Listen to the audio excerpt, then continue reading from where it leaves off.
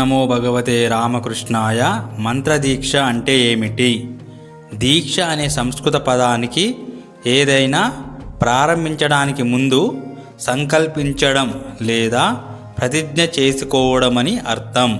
ఇది ఆంగ్లంలో ఇనిషియేషన్గా తర్జుమా అవుతుంది. అంటే ఒక కార్యక్రమాన్ని తాను లేదా ఇతరులచే ప్రారంభింప చేయడమని అర్థము. మంత్రము అంటే ఏమిటి? ఆధ్యాత్మిక లేదా అలౌకికమైన సంక్షిప్త సూత్రాన్నే మంత్రము అంటారు.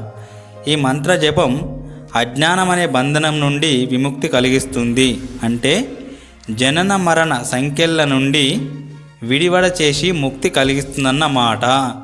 అదే మంత్రదీక్ష ముఖ్య ఉద్దేశము.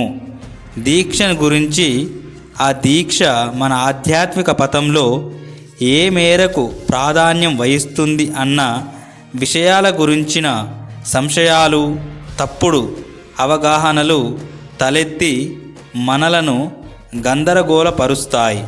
దీక్ష అంటే ఏమిటో, దాని మూలంగా సాధించవలసిన లక్ష్యం ఏమిటో స్పష్టంగా అవగతం చేసుకోకుండానే అనేకులు దీక్ష పుచ్చుకోవడానికి ఉరకలు వేస్తారు.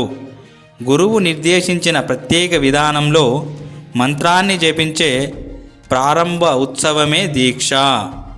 గురువు ఉపదేశించిన మంత్రాన్ని జాగ్రత్తగా పదిలపరుచుకోవాలి.